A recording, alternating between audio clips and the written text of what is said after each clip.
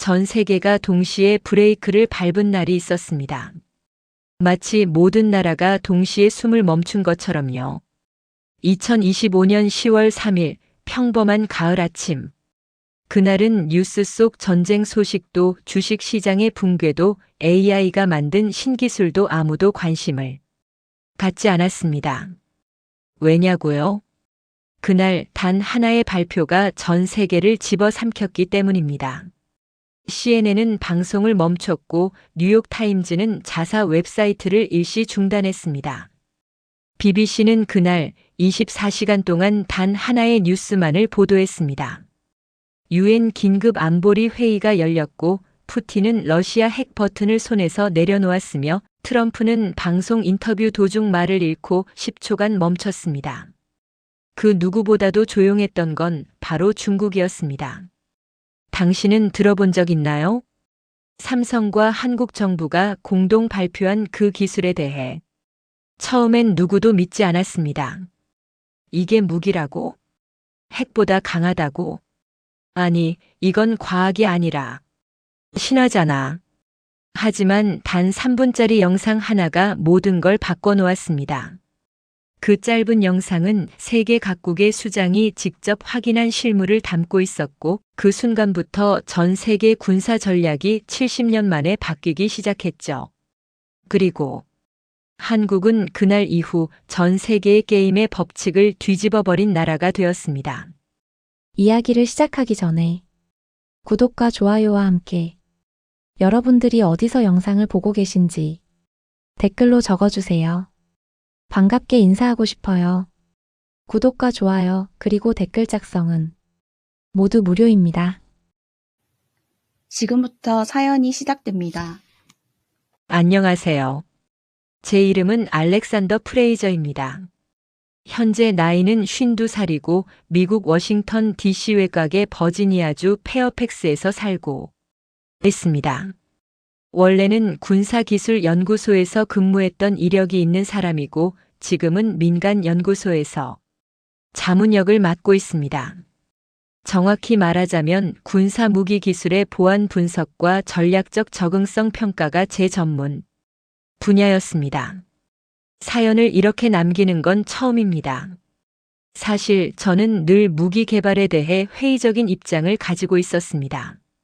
물론 저도 미국 시민으로서 국가 안보는 중요하다고 생각했습니다만 우리가 만들어 내는 그 힘이라는 게 진정으로 인간을 위한 것인지에 대해서는 늘 스스로에게 물어봐야 했습니다.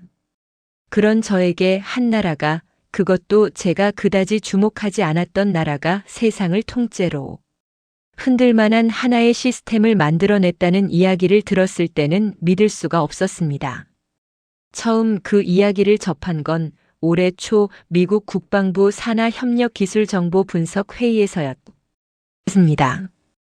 회의 초반 다른 전문가들은 러시아와 중국의 최신형 미사일 시스템에 대해 이야기하고 있었고 저는 그저 그런 흐름에 맞춰 고개를 끄덕이고 있었죠.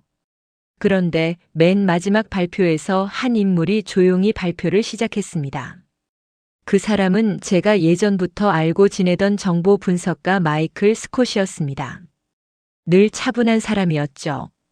과장된 말도 없고 늘 데이터를 기반으로 신중하게 말하는 사람이었습니다. 그런 마이클이 이날은 이상했습니다. 발표를 시작하기 전 잠시 말을 멈추고는 눈을 감고 천천히 숨을 들이마시더니 딱 한마디를 했습니다. 여러분, 지금부터 보여드릴 내용은 단순한 기술 보고가 아닙니다. 이건 게임 체인저입니다. 순간 회의장이 술렁였습니다. 그는 조용히 노트북을 열고 발표 자료를 공유했는데 화면에 뜬 제목은 아주 간결했습니다. 한반도에서 시작된 절대 방어 시스템. 그 순간 제 가슴이 이상하게 두근거렸습니다. HADS라는 단어는 군사 용어로도 기존 기술에서 들은 적이 없는 이름이었고 K라는 이니셜이 의미하는 바도 분명했습니다. 한국. 처음에는 다들 반신반의했습니다.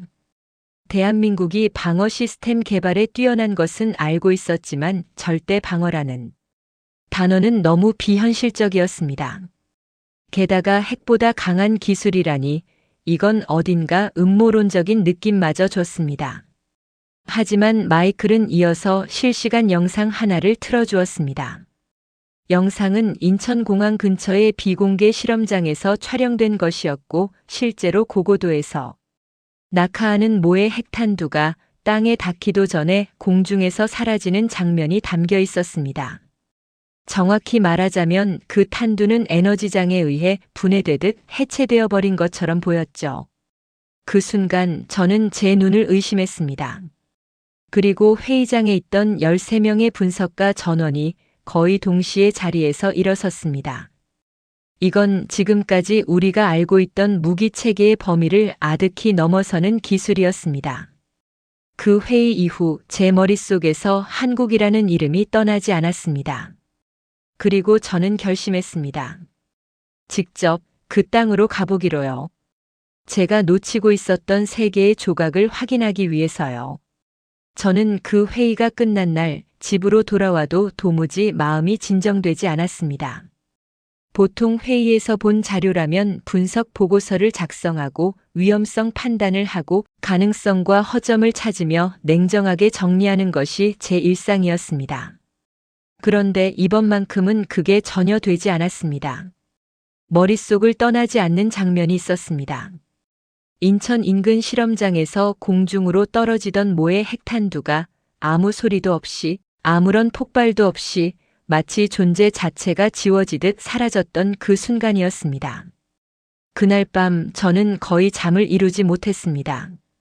새벽 2시쯤 아내인 제니퍼가 주방으로 내려오는 제 발걸음 소리에 잠이 깼는지 거실로 내려와 제 옆에 앉았습니다. 당신 무슨 일 있어요? 요즘 웬만한 회의로는 이렇게까지 표정이 굳지 않았잖아요.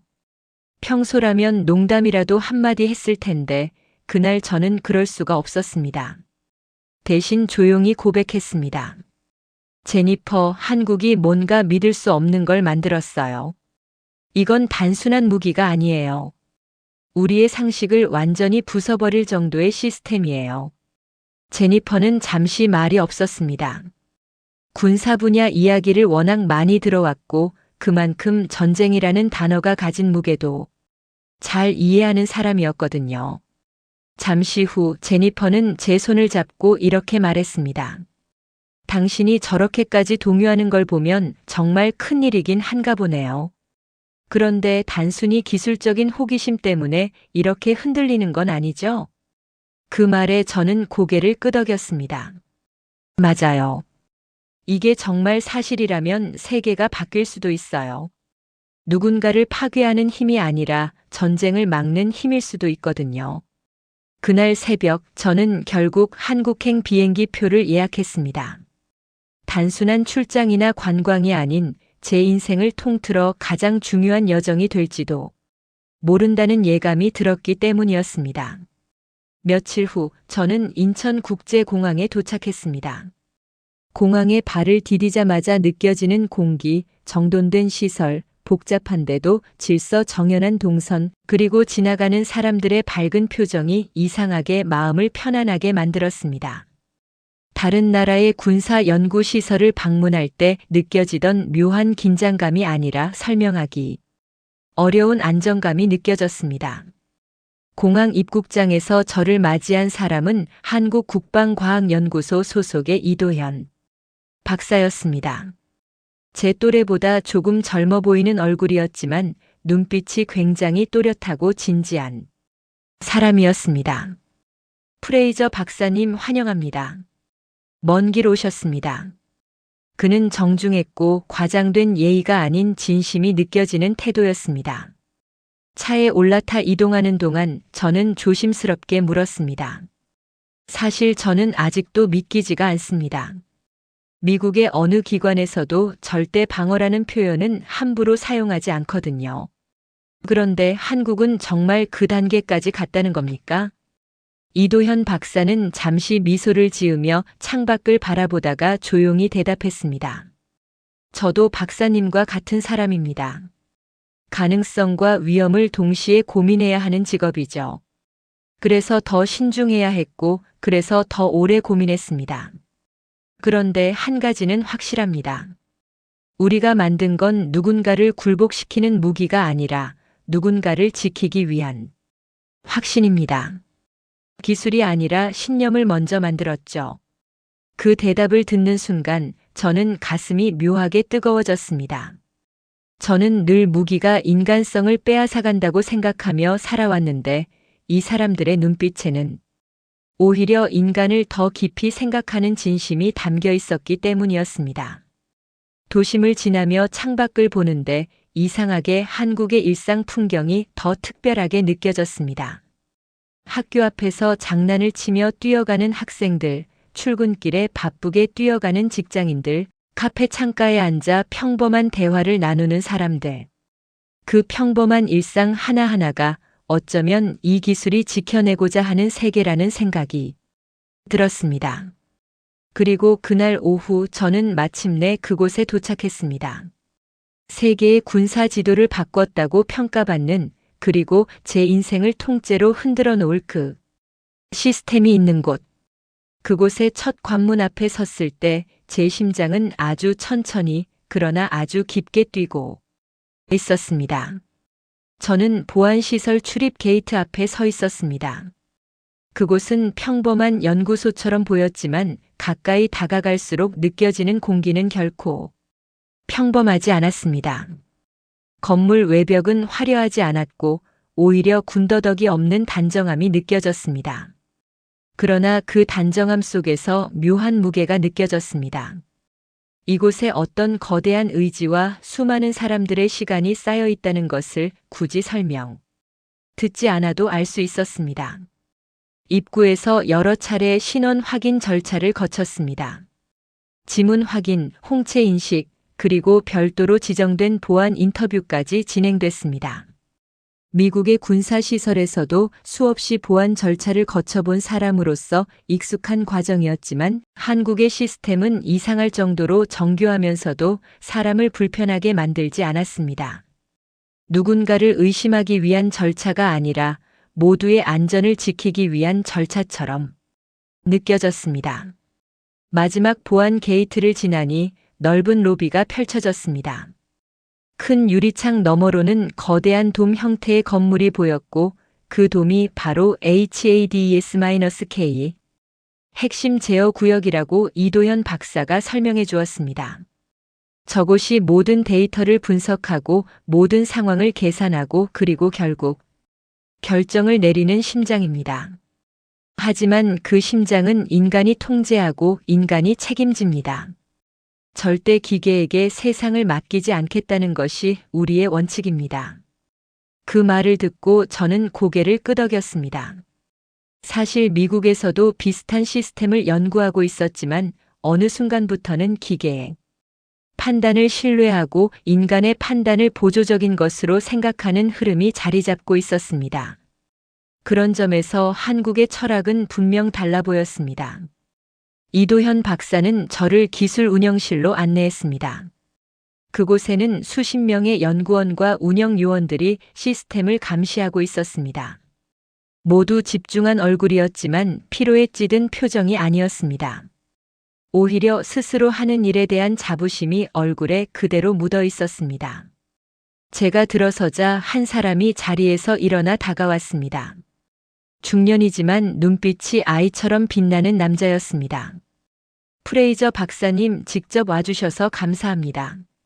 저는 총괄 책임 연구원 박정우입니다.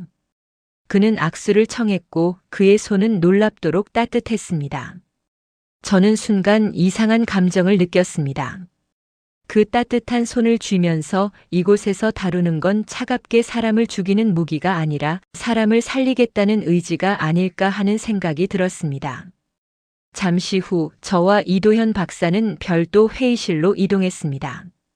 회의실 벽 전체가 스크린으로 되어 있었고 전 세계의 실시간 정보와 위성 영상, 다양한 데이터가 조용히 흘러가고 있었습니다. 박정우 연구원은 저를 향해 조용히 말했습니다. 박사님, 아마 오늘 보시는 것 중 일부는 평생 잊지 못하실 겁니다. 기술이 아니라 그 기술을 만든 이유 말입니다. 그는 그렇게 말하고 한 자료 영상을 재생했습니다. 영상 속에는 한국의 연구진들이 밤을 지새우는 모습, 테스트 도중 실패로 좌절하는 장면, 그리고 다시 일어나 연구를 이어가는 과정이 담겨 있었습니다. 그런데 어느 장면에서 저는 손을 멈출 수밖에 없었습니다. 한 연구원이 병원 침대에 누워 있었고 옆에서 의료진이 분주히 움직이고 있었습니다. 화면 자막에는 이렇게 적혀 있었습니다. 과로로 쓰러졌지만 다시 돌아오겠다고 웃으며 말한 사람. 그 순간 기술보다 더 큰 무언가가 제 가슴을 파고들었습니다. 저는 평생 무기에 대해 연구해왔지만 이렇게까지 인간적인 이유로 무기를 만든 사람들을 본 적이 없었습니다. 기술만 이야기하는 사람들 사이에서 늘 인간을 잊고 살았던 제 자신이 부끄러워졌습니다. 영상이 끝난 후 박정우 연구원은 제게 물었습니다. 박사님, 한국이 왜 이 시스템을 만들었다고 생각하십니까? 저는 잠시 말이 막혔고 천천히 고개를 숙였습니다. 전쟁을 막기 위해서겠죠. 누군가를 죽이지 않기 위해서요. 그러자 박정우 연구원은 조용히 미소 지으며 대답했습니다. 맞습니다. 그리고 하나 더 있습니다. 이 땅에 사는 사람들뿐만 아니라 전 세계 사람이 전쟁이라는 단어를 조금이라도 덜 두려워하는 세상을 만들고 싶었습니다. 그 말이 회의실 공기 속에 천천히 퍼져나갔습니다. 그날 저는 깨달았습니다. 제가 여기까지 온 이유가 단순히 기술을 확인하기 위한 것이 아니었다는 사실을요. 이곳 사람들의 마음을, 생각을, 철학을 확인하기 위해서였습니다. 그리고 곧 저는 이곳에서 상상도 하지 못했던 첫 번째 충격을 맞이하게 됩니다. 그 충격은 제 인생 전체를 다시 생각하게 만들었습니다. HADS-K 내부를 돌아본 첫날 밤, 저는 국방과학연구소가 마련한 숙소에서 머물렀습니다. 시설 내부는 외부 세계와 철저히 차단되어 있었지만 인터넷이 제한적으로 열려 있어 가족에게 안부를 전할 수는 있었습니다. 제니퍼에게는 무사히 도착했다는 짧은 메시지만 보냈습니다. 여기 생각보다 훨씬 더 복잡하고 훨씬 더 인간적이야. 조만간 얘기해 줄게. 그리고는 침대에 몸을 눕혔지만 좀처럼 잠이 오질 않았습니다. 다음 날 오전 8시 이도현 박사가 다시 저를 찾아왔습니다. 오늘은 시스템의 핵심 작동 원리를 간접적으로 체험할 수 있는 프로그램을 준비했습니다. 단순한 이론 설명보다 직접 느껴보시는 게 더 이해가 쉬우실 겁니다. 저는 고개를 끄덕였고 박사와 함께 HADS-K 제어실 안쪽의 시뮬레이션 구역으로 향했습니다. 도착한 곳은 일종의 몰입형 전투 시뮬레이션 공간이었습니다. 넓은 돔 형태의 구조 안에서 가상 전투 상황이 실시간으로 재현되는 기술이었는데 입장 전에 박정우 총괄 연구원이 간단히 설명을 해주었습니다.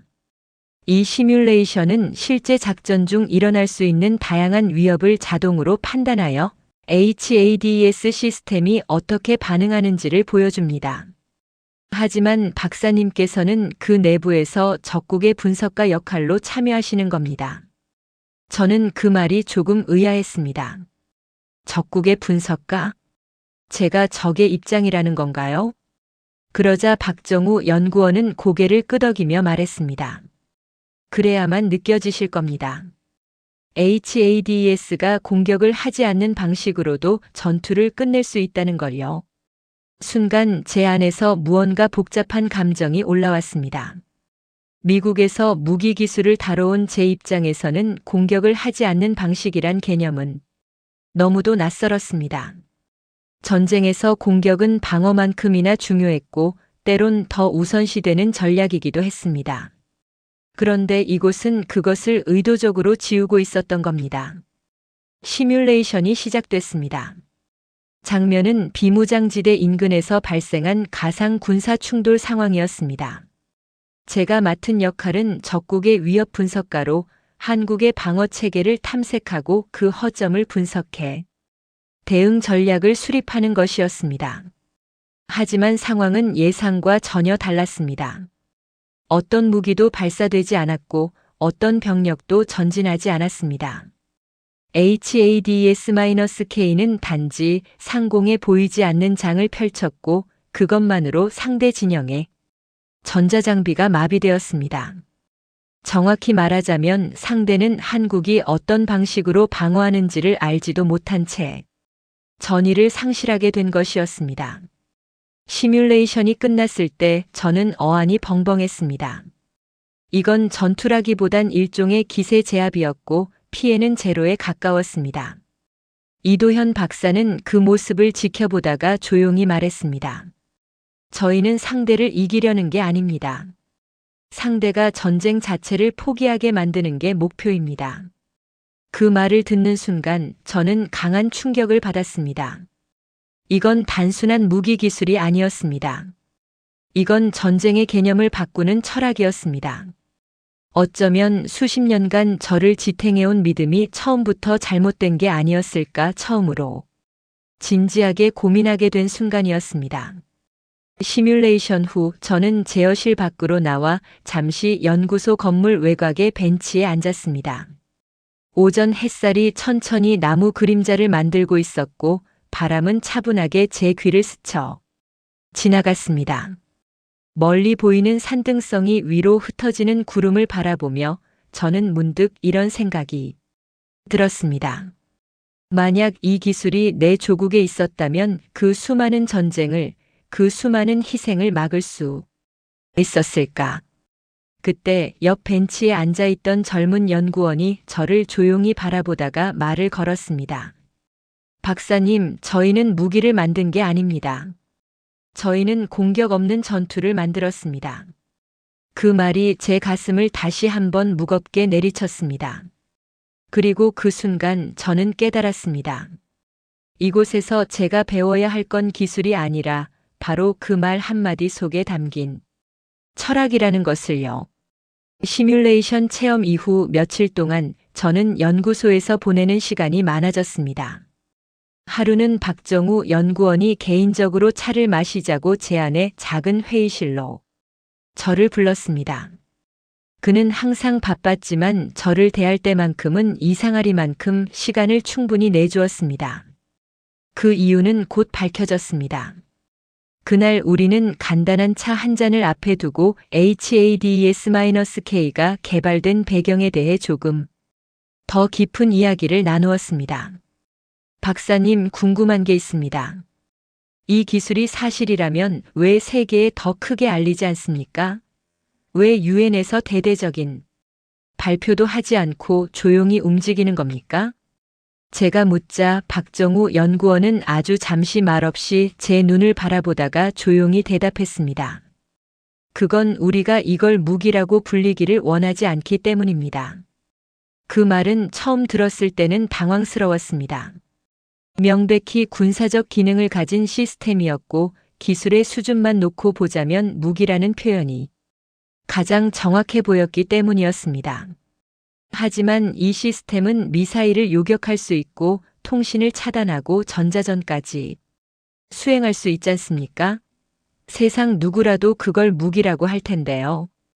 그러자 박정우 연구원은 차를 한 모금 마시고는 조용히 고개를 끄덕였습니다. 맞습니다. 기술만 보면 그렇죠. 하지만 우리가 이 시스템을 설계한 시작점은 무력화가 아니라 보호였습니다. 전쟁이 일어나지 않도록 미리 아주 조용히 막아내는 것. 어떤 생명도 다치게 하지 않는 방식으로요. 그는 책상 아래에서 하나의 문서를 꺼내 제게 건넸습니다. 그건 HADS 윤리선언문이라는 제목의 내부 문서였습니다. 그 문서의 서문에는 이렇게 적혀 있었습니다. 우리는 무기를 만들지 않는다. 우리는 누구도 다치지 않는 기술을 만든다. 우리가 만든 이 기술은 우리가 지킬 수 없는 세상에 쓰이지 않는다. 저는 처음으로 그 문장을 3번 이상 읽었습니다. 문장을 읽을수록 가슴 한구석이 저릿해졌습니다. 어쩌면 제가 평생 다뤄왔던 기술들은 목적의 윤리보다는 효율의 우선순위에 기반한 것들이었는지도 모릅니다. 그때 갑자기 박정우 연구원이 제게 물었습니다. 박사님은 미국에서 이런 시스템이 있었다면 어떻게 사용됐을 거라고 보십니까? 저는 대답하지 못했습니다. 아니, 대답을 할 수 없었습니다. 왜냐하면 너무도 잘 알고 있었기 때문이죠. 그 시스템이 미국 정부의 손에 있었다면 그것은 분명 전략 무기로 분류되었을 것이고 특정 지역에 대한 영향력을 유지하거나 정치적 협상력을 얻기 위한 도구로 전락했을 가능성이 높았습니다. 그러고 나면 곧바로 다른 나라들 역시 비슷한 시스템을 경쟁적으로 만들기 시작했겠죠. 결국 그 기술은 전쟁을 막기보단 더 빠르게 진화한 전쟁을 초래했을지도 모릅니다. 그 침묵을 박정우 연구원은 무겁게 받아들였고 천천히 말했습니다. 그래서 우리는 이 기술이 한국이라는 나라의 윤리 아래에서만 유지되기를 바라고 있습니다. 우리는 세계가 이 시스템을 오용하는 걸 원하지 않습니다. 지금처럼 조용히 하지만 정확하게 우리가 지켜야 할 것만을 지키는 역할로 머무르고 싶습니다. 그 말에 저는 어떤 이상한 감정이 복받쳐 올라 잠시 시선을 돌려야 했습니다. 그의 말은 단순히 철학적 원칙을 읊은 게 아니었습니다. 그것은 수많은 유혹과 압박 속에서도 흔들리지 않은 결심이었습니다. 그리고 그날 저녁 저는 한국 외교부 소속 고위 관계자와의 만남도 주선받게 됐습니다. 그 만남은 HADS-K가 단순히 기술적 결정이 아니라 외교 전략의 중심에 있다는 것을 분명히 보여주는 자리였습니다. 그 자리에서 고위 외교관은 제게 이렇게 말했습니다. 우리는 평화를 지키기 위해 무력을 선택하지 않는 길을 택했습니다. 이건 한국이라는 나라의 아주 오래된 대답입니다. 그 말을 듣는 순간 저에게는 갑자기 한국의 역사들이 스쳐 지나갔습니다. 전쟁의 아픔, 분단의 상처, 그리고 그 안에서도 늘 살아남고 버텨왔던 사람들. 그들이 만들어낸 이 기술은 단순한 기계 덩어리가 아니라 이 나라가 걸어온 모든 시간의 총합이었습니다. 그리고 저는 마침내 깨닫게 되었습니다. HADS-K는 기술이 아니라 하나의 결심이라는 사실을요. 예정에도 없던 일이었습니다. 저는 단지 며칠 동안 HADS-K의 구조와 철학, 기술적 기반을 이해하고 미국으로 돌아갈 계획이었습니다. 그런데 모든 일정이 뒤바뀌는 사건이 발생했습니다. 그날은 금요일 아침이었습니다. 연구소 내 브리핑룸에서 차세대 시스템 확장 모델에 대한 설명을 듣고 있던 중이었죠. 갑자기 알림음이 울렸습니다. 단순한 시설 내 경고음이 아니라 국가 위기 알림 코드 가디언 알파였습니다. 순간 회의실 안의 모든 인물들의 얼굴이 굳어졌습니다. 실전 상황입니다. 이도현 박사가 조용히 말하며 자리를 박차고 일어났습니다. 저도 그를 따라 제어실로 이동했습니다. 걸어가는 동안 모든 통로에 있던 연구진들이 분주하게 움직이고 있었고 동시에 놀랍도록 질서정연한 긴장감이 감돌고 있었습니다. 제어실에 들어서자 벽면에 연결된 대형 스크린에 실시간 위성 영상이 표시되고 있었습니다. 북쪽 방향에서 비정상적인 전자파 신호가 감지되었고 미확인 고고도 비행체가 탐지된 상태였습니다. 위협 등급은 아직 레드는 아니지만 대비 단계로 돌입합니다. 박정우 연구원이 지시를 내렸고 운영팀은 바로 대응 절차를 가동하기 시작했습니다. 그때 저는 다시 한번 믿을 수 없는 광경을 마주하게 됐습니다. 어떤 요란한 군사적 대응도 요격 미사일도 경고 방송도 없었습니다. 시스템은 그저 조용히 작동했을 뿐입니다. E- 필드 가동 준비. T- 링크 접속 확인 완료. AI 예측 분석률 오차 0.002% 내외. 전문 용어들이 오가는 가운데 스크린에는 점 하나가 사라졌습니다. 그 점은 위협이 될 수 있는 무언가였고 HADS-K는 그 위협을 물리적으로 파괴하지 않고 경로 자체를 왜곡시켜 버렸습니다. 이 말이 어렵게 들릴 수 있습니다. 쉽게 설명하자면 HADS는 물리적 충돌이나 요격이 아닌 전자기장과 고주파 변조 그리고 위상 왜곡 기술을 통해 목표물이 스스로 방향을 잃고 무력화되도록 만든 것이었습니다. 한마디로 맞서 싸우지 않고 흘려보낸 것입니다. 상황이 정리되자 제어실 내부는 숨을 돌렸고 위협 대상은 국방부와 청와대의 실시간 협의 채널로 보고되었습니다.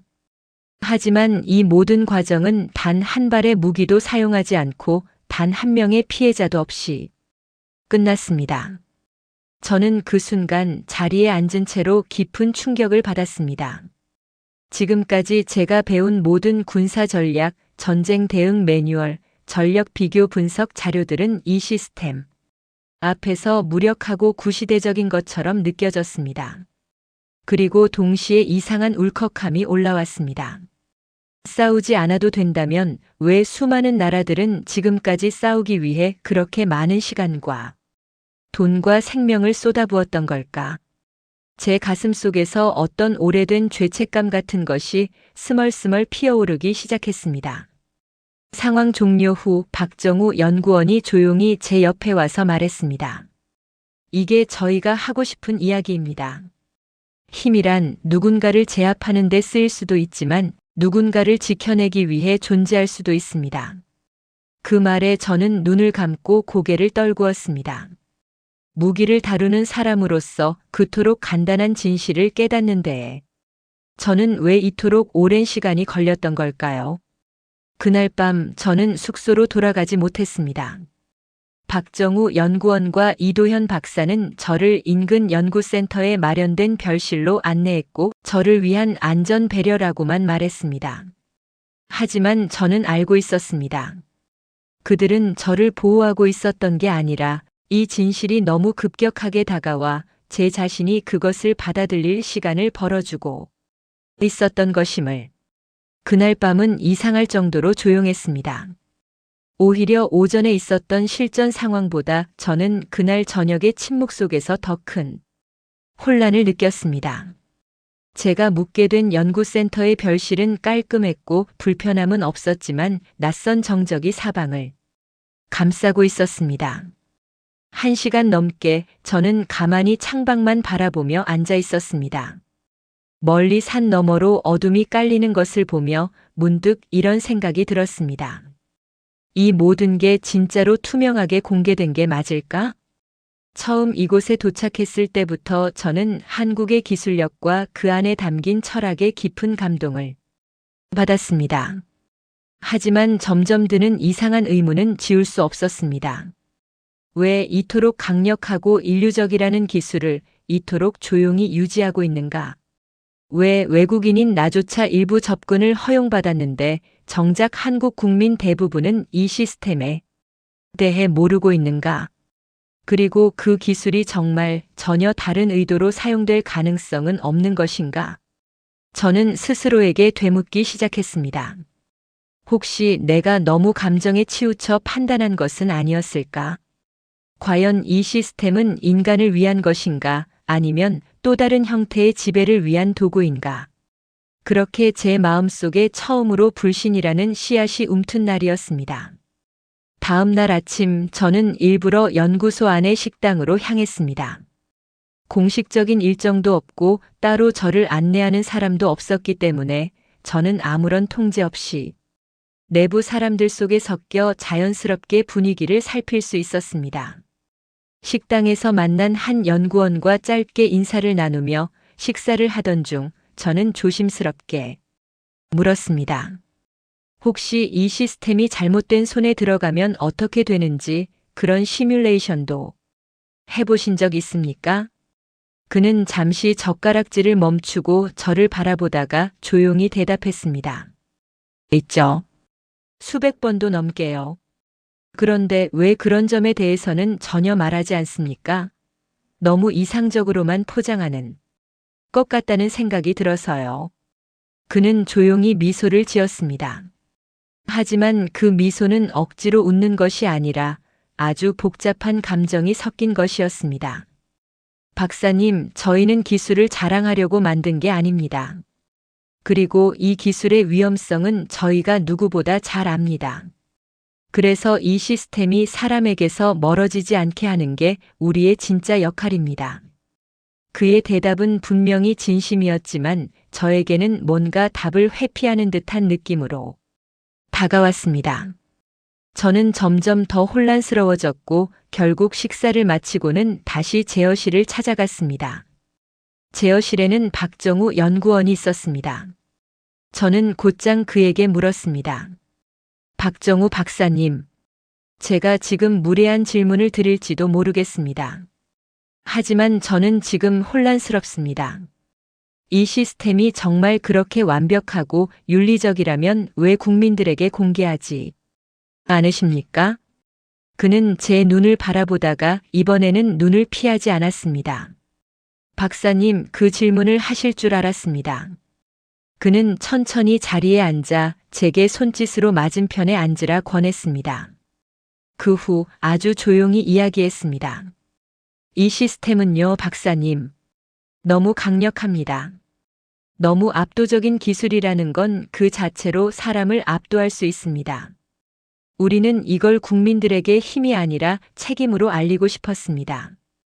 그는 이어서 말했습니다. 처음 이 시스템을 개발하던 시절 많은 연구진이 반대했습니다. 이걸 진짜 만들어도 되나 하는 고민이 매일 있었습니다. 결국 저희가 내린 결론은 하나였습니다. 힘은 숨기는 게 아니라 스스로 통제할 수 있을 만큼 천천히 공개해야 한다.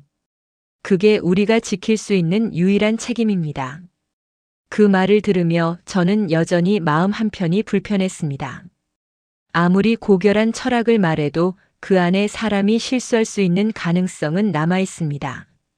그리고 저는 그날 밤 이 시스템이 정말 사람에 의해 제대로 통제되고 있는지 확인하고 싶다는 생각을 했습니다. 그때부터 저는 직접 HADS-K 내부 시스템의 윤리 감시 체계를 확인하고 싶다고 요청하게 됩니다. 그리고 그 요청은 충격적인 진실로 저를 이끌게 됩니다. 윤리 감시 체계에 대한 접근 요청은 당연하게도 쉽게 받아들여지지 않았습니다. 처음에는 이도현 박사가 조심스럽게 난색을 표했습니다.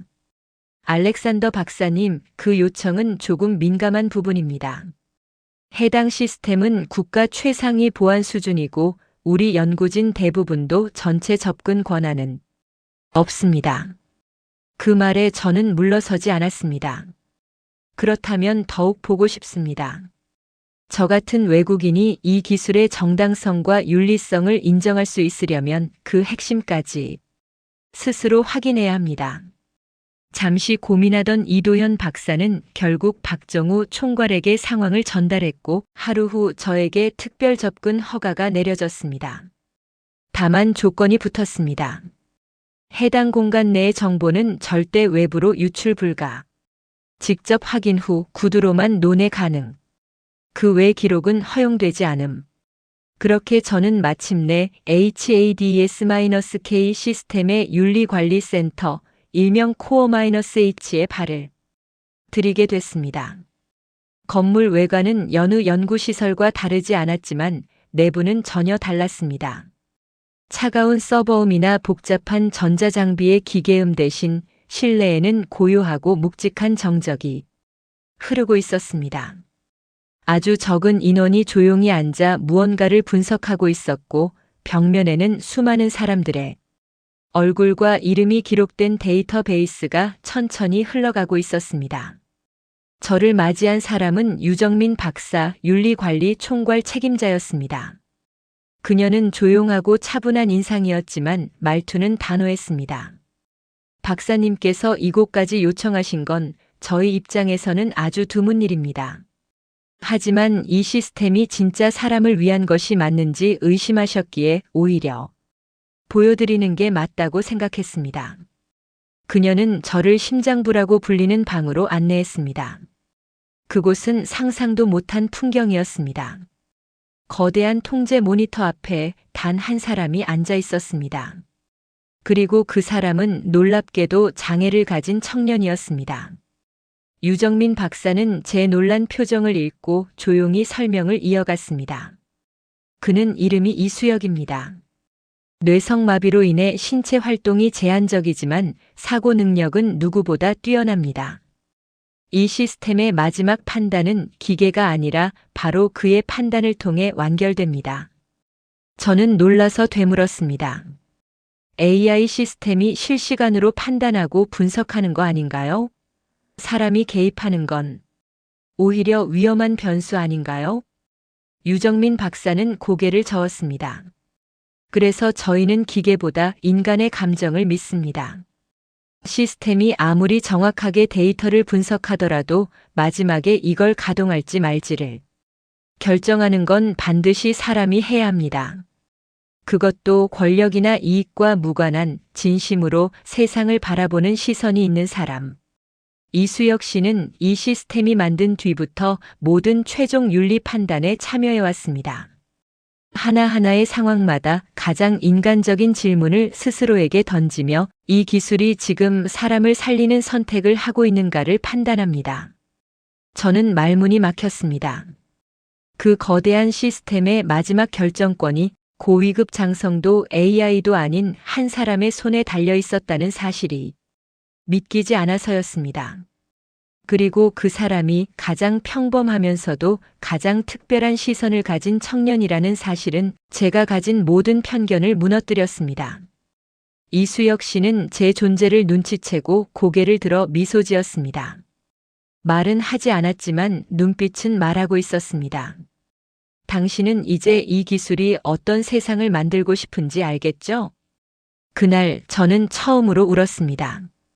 무기 기술 앞에서 아닌 척하며 속으로는 늘 방어 기제를 세워왔던 저였는데 그날은 기술이 아닌 사람 앞에서 무너졌습니다. 그리고 동시에 또 다른 사실을 듣게 됩니다. 이수혁 씨가 이 시스템에 참여하게 된 계기에는 한국전 참전 용사였던 그의 할아버지의 사연이 있었다는 것. 그 이야기를 들으며 저는 이 기술이, 이 시스템이 단순히 지금의 결과물이 아니라 세대를 거쳐 전해진 아픔과 소망의 총합이라는 걸 깨닫게 됩니다. 이수혁 씨를 만나고 코어-H에서 나왔을 때 저는 한동안 아무 말도 할 수 없었습니다. 기술, 전략, 시스템, 시뮬레이션, 국방. 그 모든 단어들이 갑자기 작고 부질없게 느껴졌습니다. 그날 저녁 박정우 연구원은 조용히 제게 말했습니다. 알렉산더 박사님, 내일 미국으로 돌아가시는 일정이 잡혀 있는 걸로 알고 있습니다. 혹시 출국 전 마지막으로 들러보고 싶은 곳이 있으십니까? 저는 망설이지 않았습니다. 할 수 있다면 이수혁 씨의 가족을 뵙고 싶습니다. 박정우 연구원은 의외라는 표정을 지었지만 곧 조용히 고개를 끄덕였습니다. 그럴 수 있도록 준비하겠습니다. 다음 날 저는 서울 근교의 조용한 마을로 향했습니다. 이수혁 씨의 집은 겉보기에는 평범한 단독주택이었습니다. 현관문을 열고 나온 건 그의 어머니 이혜진 여사였습니다. 프레이저 박사님이시죠? 수혁이 얘기 많이 들었습니다. 우리 애가 박사님 눈빛이 참 깊다고 하더라고요. 그녀는 밝게 웃었지만 그 웃음 속에는 깊은 연륜이 담겨 있었습니다. 우리는 마루에 앉아 차를 마셨고 이혜진 여사는 조용히 과거 이야기를 꺼냈습니다. 수혁이 할아버지, 그러니까 제 아버지는 한국 전쟁 참전 용사였습니다. 전쟁 때 부상을 입고 한쪽 눈을 잃으셨어요. 하지만 돌아오셔서도 늘 그러셨어요. 진짜 전쟁은 총 쏘는 게 아니라 총을 들지 않아도 되는 나라를 만드는 거다라고요. 그 말은 제 가슴에 깊이 박혔습니다. 저는 조심스럽게 물었습니다. 그 신념이 지금의 수혁 씨에게도 이어진 걸까요? 이혜진 여사는 고개를 천천히 끄덕였습니다. 그렇죠. 수혁이는 태어날 때부터 말도 걷는 것도 어려웠지만 늘 생각은 깊었어요. 어릴 적부터 뉴스만 보면 울었어요. 전쟁 난 나라 아이들 보면서 왜 사람들은 싸울까, 왜 사람들은 서로를 못 지켜줄까 하고요. 그리고 그렇게 자라서 HADES 프로젝트에 들어가게 된 거죠. 그애에게 그건 기술이 아니라 약속이었어요. 할아버지의 말을 정말 지키고 싶었던 거죠. 그 순간 저는 고개를 들 수가 없었습니다. 내가 기술을 다뤄온 지난 30여 년의 시간, 그 시간 동안 나는 과연 누굴 지키고자 했던가. 기술은 나에게 늘 계산이었고 자료였고 논리였습니다. 그런데 그들에게는 기술이 곧 사랑이었고 기도였고 기억이었습니다. 그날 밤 숙소로 돌아가는 차 안에서 저는 창밖을 보며 생각했습니다. 한국은 정말로 이 기술을 쏘지 않기 위해 만든 거구나. 그리고 미국은 우리는 너무 쉽게 쏘기 위해 기술을 다뤄왔던 건 아니었을까. 저는 처음으로 제 조국이 두려워졌습니다. 어쩌면 우리도 이런 기술을 만들 수 있었을지 모릅니다. 하지만 우리는 그렇게 만들지 않았고 그렇기에 지금의 HADES-K는 존재할 수 있었던 것입니다. 그 기술의 존재보다 그 기술을 만들게 된 철학과 세대의 기억이 무섭도록 깊고 단단하다는 사실이 그날 제게 너무도 큰 진실로 다가왔습니다. 그리고 그때 저는 결심했습니다. 이 진실을 미국에 돌아가서 반드시 알리겠다고요. 그리고 그 어떤 외교 전략이나 군사 논리보다 사람의 이야기를 먼저 꺼내겠다고. 출국을 하루 앞둔 날 박정우 연구원은 특별히 제게 하루 휴식을 권했습니다. 박사님, 일정상 많이 피곤하셨을 겁니다. 하루 정도는 연구소 밖으로 나가보시는 것도 좋겠습니다. 꼭 시스템이 아니어도 이 땅에서 느낄 수 있는 게 있을 테니까요. 그 권유는 의외였지만 저는 망설이지 않고 받아들였습니다. 연구소 차량이 아닌 대중교통으로 움직이고 싶다고 말했더니 모두가 조금 당황한 눈치를 보였지만 금세 준비를 도와주었습니다. 그날 저는 혼자 서울 시내를 돌아다녔습니다. 지하철을 타고 버스를 갈아타고 시장을 걸었습니다. 연구소 안에서 보던 풍경과는 전혀 다른 세상이었습니다. 지하철 안에서는 젊은 직장인이 노약자에게 자리를 양보했고 시장에서는 상인이 작은 아이의 손에 귤 하나를 쥐어주었습니다. 한 노부부는 길을 잃은 외국인 관광객을 데리고 길을 안내해 주었고 편의점 앞에서는 대학생 둘이 캔 커피를 나눠 마시며 내일 있을 시험 걱정을 나누고 있었습니다. 저는 그 모든 풍경을 보고 또 보았습니다. 그리고 문득 아주 단순한 사실을 깨달았습니다.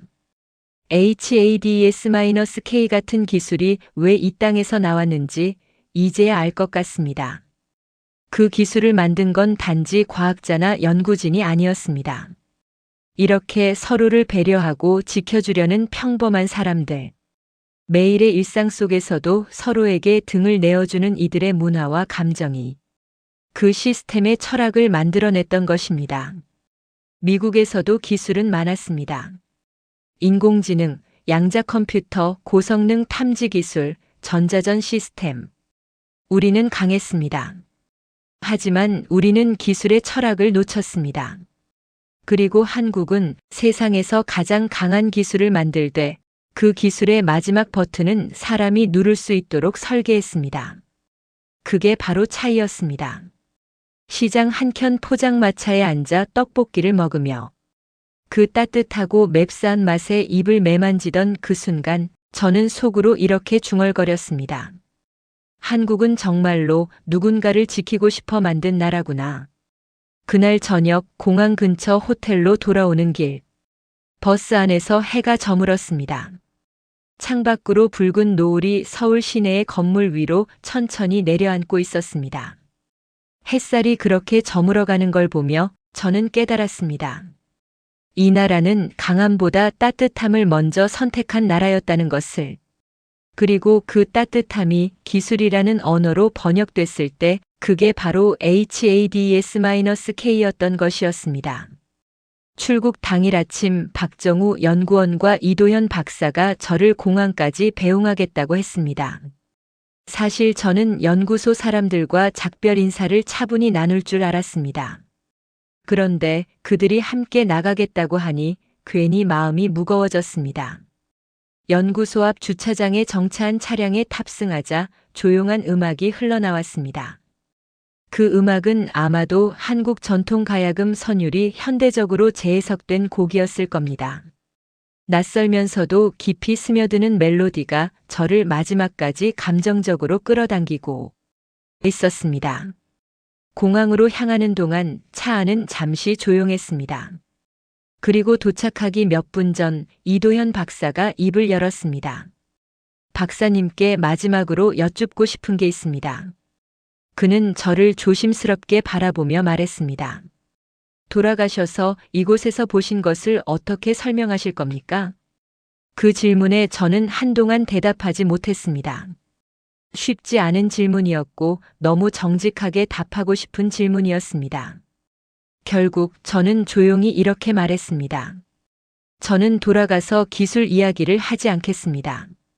두 사람은 의아한 표정을 지었습니다. 저는 말을 이어갔습니다. 저는 대신 여기에 있는 사람들의 이야기를 전할 겁니다. 전 세계가 당신들의 기술을 궁금해할 겁니다. 하지만 저는 이렇게 말할 겁니다. 그들이 만든 건 단지 시스템이 아니라 철학이고 신념이고 사랑이었다고요. 박정우 연구원은 고개를 끄덕이며 대답했습니다. 그게 저희가 바라는 방식입니다. 기술은 누가 만들었는가 보다 왜 만들었는가가 더 중요하니까요. 그리고 어떻게 쓰일지를 결정하는 건 결국 사람입니다. 그 말은 제가 한국에 도착한 첫날부터 지금까지 수많은 장면 속에 숨어 있던 메시지였습니다. 지금껏 저는 기술을 통제의 수단으로만 바라봤습니다. 하지만 이곳에서는 기술이 신뢰의 바탕 위에서 존재하고 있었습니다. 사람을 믿는 것. 그 믿음이 기술을 안전하게 만들고 세상을 바꾸는 힘이 되었습니다. 공항에 도착하고 짐을 붙이고 게이트 앞에서 작별 인사를 나누는 순간이 왔습니다. 박정우 연구원은 마지막으로 제 손을 꼭 잡으며 말했습니다. 박사님 가셔서 저희를 대신해 말해주세요. 세상은 아직 싸우지 않아도 되는 길이 있다는 걸.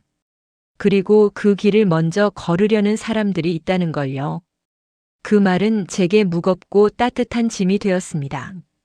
하지만 저는 기꺼이 그 짐을 짊어지고 떠날 준비가 되어 있었습니다. 탑승 수속을 마치고 게이트로 향하면서 저는 천천히 걸음을 옮겼습니다. 비행기 창밖으로 본 인천공항의 활주로는 조용했지만 그 아래에서 지켜내고자 하는 의지는 분명히 느껴졌습니다. 지금 이 이야기를 듣고 있는 당신에게 제가 꼭 전하고 싶은 말이 있습니다. 저는 미국인이고 평생을 무기 개발과 전략 분석에 매달려 살아왔습니다. 전쟁을 막는다고 말하면서도 결국은 누가 더 멀리, 더 세게 때릴 수 있는지 계산하는 일을 해왔습니다. 그게 제 직업이고 제 신념이었습니다. 하지만 한국이라는 나라에서 보낸 이 시간은 제 모든 신념을 바꾸어 놓았습니다. 처음엔 그저 놀라웠습니다. 핵무기보다 빠르고 정확하며 사람을 죽이지 않고도 전쟁을 무력화시킬 수 있는 기술. HADS-K라는 시스템은 분명히 세계 군사사의 패러다임을 바꿀 기술이었습니다. 하지만 시간이 지날수록 저는 깨달았습니다.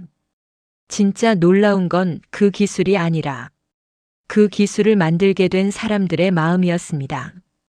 자신의 손으로 만든 힘이 얼마나 위험한지를 알기에 그 누구보다 겸손하게 그것을 다루려는 사람들.